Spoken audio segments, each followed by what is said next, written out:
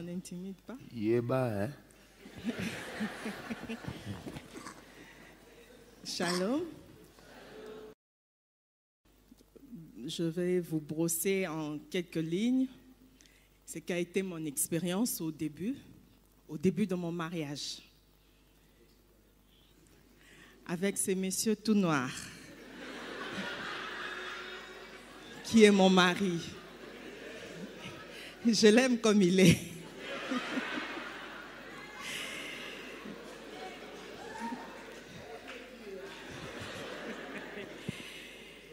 Bon, en fait,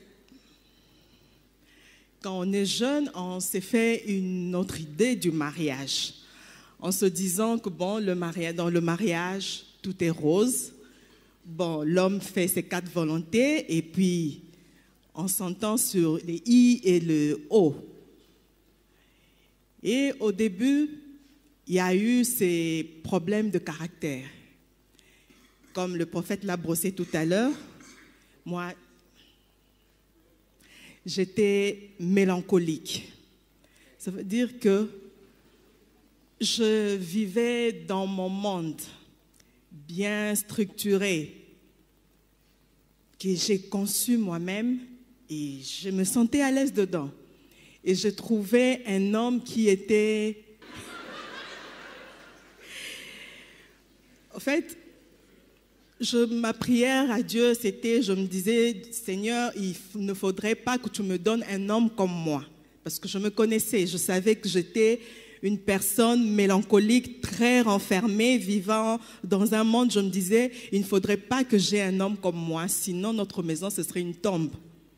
Ça veut dire qu'il n'y aura pas d'éclat de rire, il n'y aura rien, ce serait vraiment une tombe. Et bon, je me dis, Dieu a exaucé ma prière. Mais...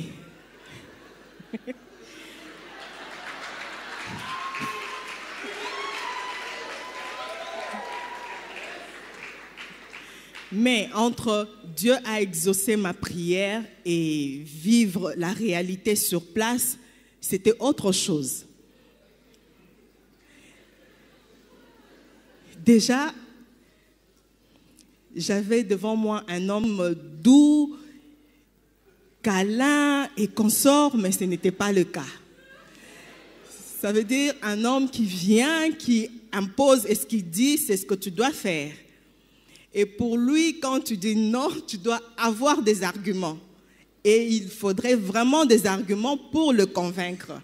Parce que ça, c'est Francis. Donc, quand tu n'as pas d'arguments pour le convaincre, il balaye tout. Et je crois que le général le sait. Quand tu n'as pas d'arguments pour lui, il balaye tout. Donc, c'était vraiment ça mon problème. Ça veut dire que quand je pose un problème et que là-dessus, on n'est pas d'accord parce que pour lui, tu dois avoir des arguments pour le convaincre et que déjà de nature, je ne parlais pas trop parce que moi, parler, ça m'ennuyait. Et quand je dis un mot, c'est fini pour moi. Et quand il dit non, je m'enferme je deviens muette et puis c'est fini. Alors, on a eu comme ça une série d'incompréhensions parce que quand il dit non, moi je dis non et puis c'est fini, je me tais. Alors, il y a une phrase que je disais toujours, Moni, moi je suis l'aîné, donc je ne suis pas habituée à appeler les gens Yaya, donc je ne suis pas facile aussi. Donc quand tu ne veux pas là, je reste dans mon coin. Donc on a eu ce genre d'incompatibilité pendant presque 3 ans, ça veut dire que il dit non, moi je dis oui, et bon, on ne s'entend pas. Et comme il aime toujours dire, ma femme, quand elle tient à sa position, elle ne change pas d'avis. J'ai évolué comme ça pendant un temps, et puis bon, je me suis dit, de toute façon, ça ne sert à rien. Je dois chercher à comprendre ces messieurs. Et pour cela, je dois me mettre au pas avec lui. Ça veut dire que je vais faire comme lui. C'est comme ça, au fait, que j'ai commencé un peu à l'imiter, à trouver ses réponses, à trouver des arguments comme lui. C'est vrai que je ne suis pas toujours à la hauteur, mais cela m'a quand même permis d'essayer de m'ouvrir un tout petit peu parce que franchement, c'était pas facile. On pouvait rester comme ça 2 semaines sans se parler parce qu'on n'est pas d'accord sur un point et que moi, je suis bloquée sur ma position et lui aussi bloqué sur ma position. Et encore une chose que je me disais, Rabbi, en tout cas, les hommes de Dieu d'aujourd'hui, franchement,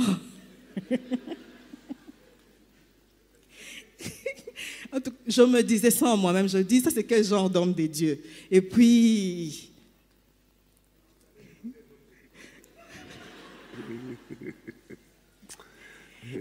on évoluait comme ça.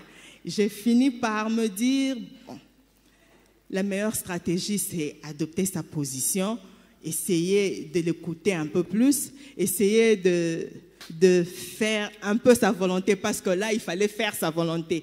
Comme il a dit aussi, des fois, on essaye de faire plaisir sans trop avoir le cœur là-dedans. Mais parce qu'il faut seulement, parce que si on pouvait aller dans un système à totier, ingaezala, mote peli. Il faut aussi ajouter quelque chose, parce que nous partageons une expérience. Oui, oui. C'est vrai que c'était, comme elle dit, c'était très difficile parce que moi, en fait, j'avais un grand défaut. D'abord, j'étais habitué à sortir quand je voulais. Je n'avais pas de compte à rendre. Et là, j'avais une femme qui voulait savoir tout. Et moi, je disais, mais attends, tu te prends pour qui? Et quand on avait un problème, elle me punissait. Ça veut dire, elle préparait, mais je devais aller me servir à la cuisine. Alors moi, au fond de moi, je me disais, cette petite, elle me cherche. Elle va me trouver. Et au fait, au début, dans nos 3 années, premières années, c'était comme ça.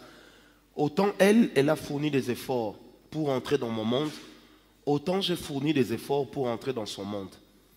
En fait, elle se souviendra que on a commencé, j'avais décidé de commencer à lui parler comme son ami et comme son frère.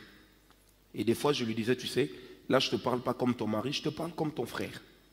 Je te parle comme ton grand frère ou je te parle comme ton ami. Et je lui disais, tu vois, ça, par exemple, il ne faut pas faire parce que si tu fais ça, ton mari peut toujours agir comme ça et ça ne sera pas bien. Et je parlais vraiment à l'impersonnel et c'est quand même quelque chose qui nous a aidés à beaucoup évoluer. Une autre chose, à part ce qu'elle a fait, ce que j'ai fait, qui nous ont aussi aidés, c'est que même quand on est fâché, les enfants restaient l'intérêt.